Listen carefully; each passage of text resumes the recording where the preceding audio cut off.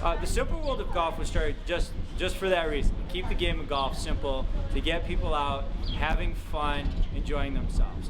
So where a lot of instructors, they tend to want to build golf swings, I work with what a person brings to the table. We make some adjustments, off you go play, and you go have some fun playing a game of golf. We teach everybody from juniors to anybody with a disability. We do regular golf lessons, group lessons, seniors, beginners. We try to push women. We do a lot with the women's groups. So we pretty much encompass every group that you could think of to teach golf. We were doing what we call an accessible golf clinic. So we're teaching individuals with disabilities how to golf, to get back into golf, or if they've never played golf to begin with, how to start playing.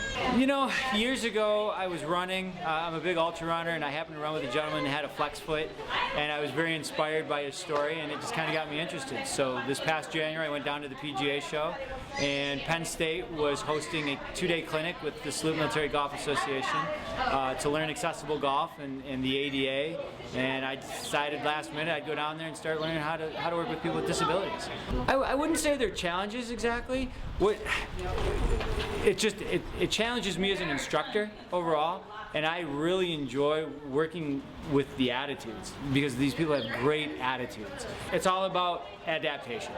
You know, we were working with Jen today, and Jen has just got a new prosthetic. She can't shift her weight to her left leg. It's fine. We can work with that. So we keep the weight more centered, more to her right. So we're just basically working around whatever they're bringing. Just the ability to be able to hit a golf ball and get it up in the air, I think, is a success. Jake, again, another success. And we've had it, but mostly it's been with our veterans. I think when we work with our veterans that have had any number of disabilities, I think working with them, getting them to hit a golf ball, I think those are some great success stories. I started when I was 14. I started working with my dad. I started playing golf with my dad, and he got me interested, and then it became a challenge to beat my dad. And then I was basically self-taught the rest of the way. And my competitive nature got me involved with the junior golf tours. I started playing the junior golf tours, and then eventually I went to college for a year, played college golf, and then on to the professional golf tours. I think I learned that, and for me, having never been around a vast number of people with disabilities, is that people come first. It's a person with a disability versus looking at the disability and thinking there's something flawed, something wrong with them. It's a complete change of attitude, and I think a lot of people need to be exposed to it to understand it. So we started the Millman Energy Foundation specifically for that reason, to teach people that have disabilities the game of golf. And that's what the NRG stands for. Energy, because that's what we put into it, but the energy stands for No Restrictions Golf, and that's exactly that, to be all-inclusive and accessible. You'll be able to find that on our new website, which is set to launch next week. And I think if you can contribute, be it monetarily, if you contribute time when we do our clinics in the future, if you get a hold of us, we'd really appreciate it. We do fundraisers throughout the year, but a lot of the funds are going to purchase accessible and adaptable golf equipment, to provide scholarships to young golfers that are amputees that are going on to play or would like to compete or go on to college for scholarships, and so we'd like to do some of those things with our foundation. Today, I was essentially getting my life back, basically. I did climbing and I did golf. Both of those things for the first time ever. So this is a very good day for me. It's a very good day. You know, I had never really thought about doing golf before, but after doing it, it was really great. I had to learn how to do a better stance and shift my legs a little bit, and figure out kind of some modifications. But once he taught me the swing, the satisfaction you get from hitting the ball and actually getting it to go far is really a good feeling. So I think I'm going to be doing golf again, for sure. Whether it's a recent injury or whether it's something that you've been dealing with for a long time, I think on one side it's so important to meet other amputees or other people that have disabilities, so that you know that there's a community and there's other people that are like you, and that they come together and they support you, but also you need to get out of the house and be active so that you can live your life. I mean, it's just because something happened to you and you had a limb taken away doesn't mean that you have to have your life taken away. So we need to get out there and just live life.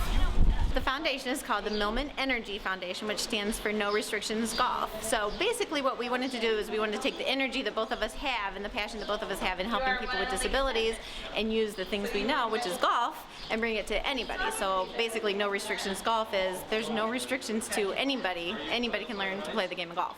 My role is more of a supportive role. My husband's the instructor. I try and schedule lessons, schedule the clinics, and shag balls. I'm pretty much, I'm the social one. So I'm walking around talking to everybody, making sure everybody's having a good time, and just kind of planning everything. What's nice is almost everybody you meet and almost everybody that's been a part of it is just so receptive. And even people who've never played the game of golf before, it's just so inspiring to see them after they hit the ball in the air one time. They just get the excitement they have. We had one little girl, I call her a little girl, but she's a woman. She was just jumping up and down in her chair. She was so excited. And we have people that are in the standing wheelchair that we're doing it. And it's more than just after we get done with every single clinic, I feel like every single one of these people is my friend, you know, and it's just inspiring to hear their stories and how it's just nice for them to, you know, one girl was just saying she was stuck in bed for pretty much the last 11 years, and now all of a sudden doing this is something she's never done before. She's like, it's just so inspiring. She's like, this is just like a drop in the bucket to what I can do now. So it's great.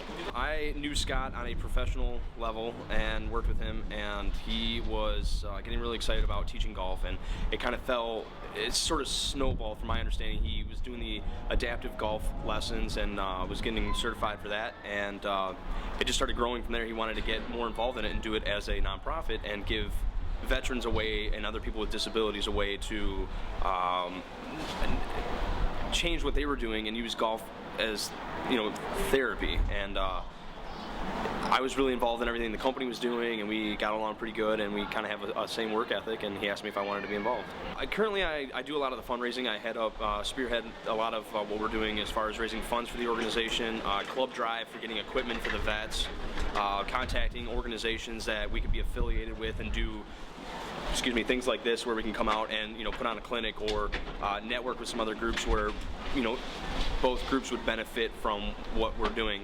You know, making clubs for the disabled vets so they can hit a club out of a wheelchair, finding golf courses that will allow us to come out and give lessons, just simple stuff like that. For a living, I sell metal, and that metal will just go into a part and rot and die and be forgotten. And, you know, I'm not old, but I'm crowding 30, and I want to do something different. I want to do something more with my life than just have a job and, you know, make some money and do something that's not going to change anybody's life. I mean, I sell a part for a washer, it's going to be lost, and, you know, nobody will ever, it doesn't do anything. You know, helps the gross domestic product a little bit. But this is something where I can go out and I can spend an afternoon. There was a lady here today where she was saying that it was her first time going out with her new leg, and she's like, this is great. She's like, it filled me up. She's like, I haven't been able to, she's like, I'm exhausted. You know, I got to climb and I got to golf. And she's like, I needed this. She's like, I was getting depressed. And that's cool. And like, I'm walking away from that, you know, learning the patience of, you know, when I have a tough day, these people have it so much. And that's what I get out of it, is the appreciation of how these people, they humble you because their situations are so much more difficult, but yet they're so, I don't know, they're uplifted about it and they take it in stride, so to speak. So that's what I get from it, is the patience, and then the friendship too, because these people, they remember you the next time you see them, and they're like, hey Justin, what's going on? You know, it's like, oh, it's great to see you again out here, and, you know, seeing them improve on their golf game, and it's just doing something different and being able to give back and help. I like it. That's what I think.